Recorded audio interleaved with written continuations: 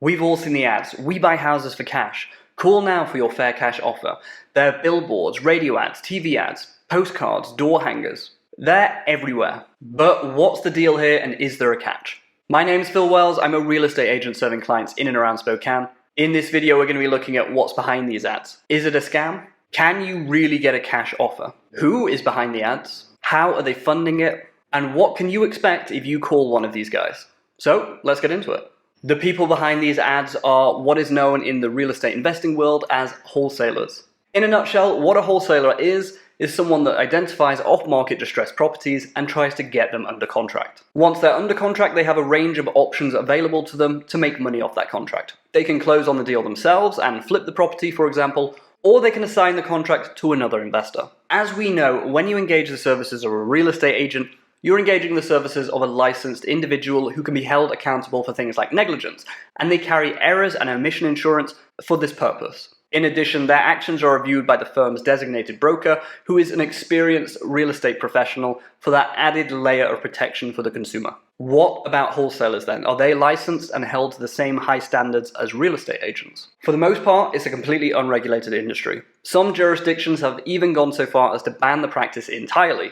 But in a lot of jurisdictions, the practice is still permitted. Most wholesalers tend to have the backing of a real estate attorney who is there to take care of the technicalities for the wholesaler. This dynamic can create a huge competency mismatch when on the other side of the transaction is a distressed or inexperienced seller. I'm not saying for a minute though that you should use a real estate agent every time instead of a wholesaler. No, wholesalers and real estate agents serve totally different purposes, and we'll address this later on in the video. I just want to make you aware that you're dealing with a sophisticated individual who may be difficult to track down if something goes wrong. I mean sophisticated in the sense that they can navigate the legal system with relative ease. Because of this, I would encourage you to do due diligence on the wholesaler that you're working with and exercise basic levels of caution. Remember though, it's in a wholesaler's interest to actually do good work so they can stay in business and continue to make money. So do your research before you work with them. Check out their reviews, even ask to speak to past clients if you really want to. A good wholesaler won't conceal this information. In fact, they'll probably front it at the initial meeting. So the obvious question is, are they really cash offers?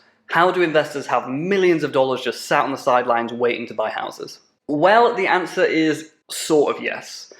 Yes, you will be getting cash at the end of the deal when the deal closes. But often these deals aren't funded from the investor's bank account, and they don't have large piles of cash just ready to go. Remember, even big banks can't offer this service. That's why the secondary mortgage market exists. Usually when you close on a house with a mortgage, you'll find that the bank you took the mortgage out with has sold the mortgage. The reason they do this is to replenish their cash reserves. Now, often these deals are funded with what's called hard money. Hard money loans are short-term loans, usually for months rather than years, and can be applied for and accessed in a short period of time. Often these lenders analyze the deal itself rather than looking into the borrower's debt and income ratios like traditional lenders do. Because of this, they're able to forego some of the requirements that take a traditional loan so long to close. For example, they're able to forego appraisals. Because of the availability of hard money loans, these investors are able to offer you a cash offer as long as it meets their hard money lenders' lending requirements. So when you hear we can close in as little as 10 days, that's how they're able to close so fast and appear to have so much money available. Alternatively, the wholesaler that you're working with may plan to assign the contract to another investor. The contracts that wholesalers use often have what's called an assignment clause in there, which means they can sell your contract to a third party that you have no control over. The difference between what the wholesaler offered you for the property and what they sell to the assignee, that split or assignment fee becomes the wholesaler's profit. So you may end up selling your home to someone that you've never heard of before, rather than that friendly face that came round and offered to buy your home for cash. Again, these third-party investors may be relying on actual cash reserves, or they may be relying on hard money. Either way, you'll still get cash when you actually close. So you're interested in finding out what this is all about, so you call the number. Maybe you were prompted to do this by a radio ad, a TV ad, a postcard, whatever the reason for it, you're calling a wholesaler. What can you expect when you deal with a wholesaler? Likelihood is you'll connect with a real person relatively quickly. This is because people that are sending out these marketing materials are usually just an individual or a small group of investors. They'll ask you some basic prospecting questions to determine how willing you are to actually sell the property, and then they'll probably want to come over to the property to both solidify the relationship and estimate rehab costs. They'll probably snap some photos and encourage you to sign a contract with them. It's no secret that the cash offer that you're going to receive is going to be below market value. Typically, an offer will be around 70 to 80% of market value, though I've seen offers far lower than that actually stick. For example, I worked with a seller recently who was offered $80,000 for his property. For whatever reason, that contract never actually ended up closing, and when that contract expired, I was able to get that property under contract for around $200,000, and the property appraised with conventional financing for way over the $200,000 contract price. So do yourself a favor if you are going to engage a wholesaler, at least look at one of the online value estimators.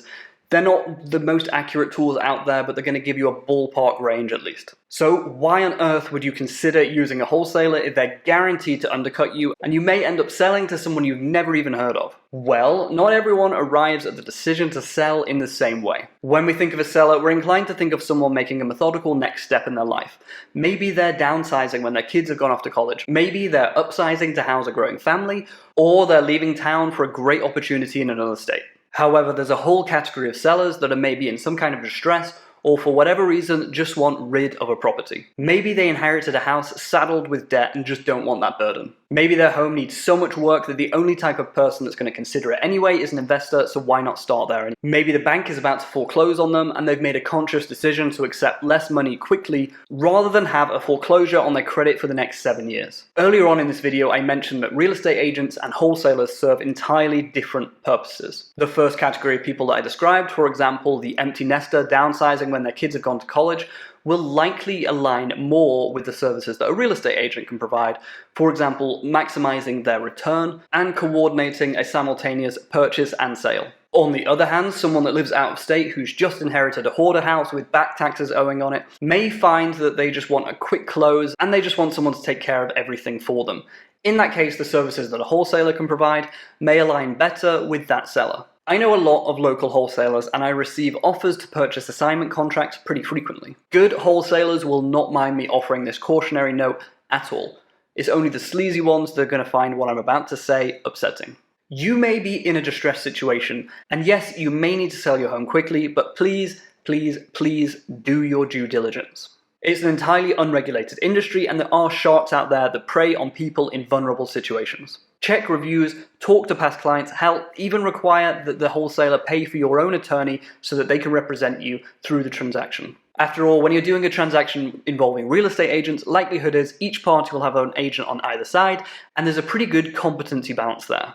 When you're working with a wholesaler, likelihood is it's that wholesaler and their attorney versus you in a distressed situation. I've seen bad wholesalers threaten teenagers who have just inherited a home that they can't even afford the upkeep on with legal action if they don't close quickly. You don't want to deal with a shark, so do your due diligence, please. And if you feel uneasy, have them pay for an attorney of your choosing to represent you. If they refuse, take this as a sign that you probably don't want to do business with them and call the next number or even call a real estate agent, see what they can do for you too. That's it for this video. I hope you gained from this video. If you did, please like and subscribe. That really helps me out. If you're in the Spokane area and you're looking at listing your home for sale or purchasing a home here, then please give me a call, shoot me a text, send me an email, and I'd be honored to work with you. Like I said, my name is Phil Wells, and until the next one, thanks for watching.